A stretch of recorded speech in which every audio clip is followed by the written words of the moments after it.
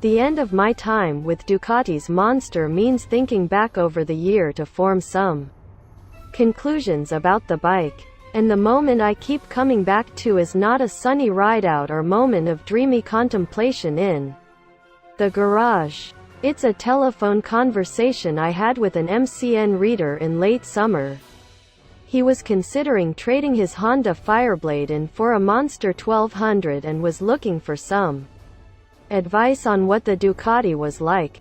I remember the conversation so well because it boiled my thoughts on the Monster down to their essence. The guy wanted a bike that was more pillion-friendly than his Blade, and more suited to longer journeys that possibly branched out into Europe.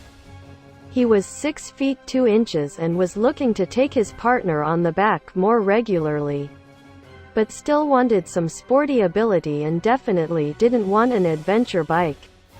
Normally when someone calls for advice on whether they should buy a bike, the answer is yes.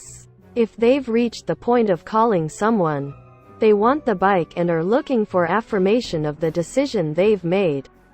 We all buy bikes mostly with our heart, with the requirements of the head usually a fairly distant second. But this time I couldn't outright say, U2018 yes.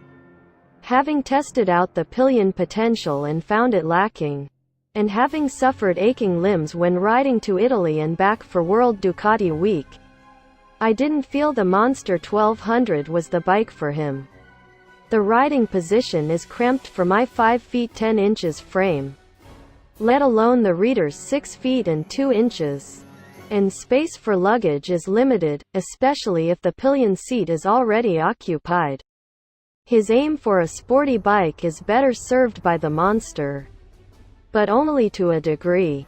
A track day at Cadwell Park this year could have quickly become frustrating, thanks to limited room for a foot on the right peg, and a rearward weight bias that left me struggling for feel from the front end. There are areas where the Monster is great.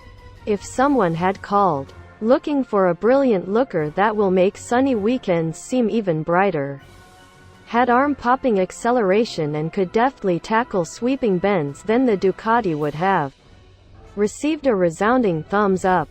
But I felt I had to make the caller aware that I felt the bike wasn't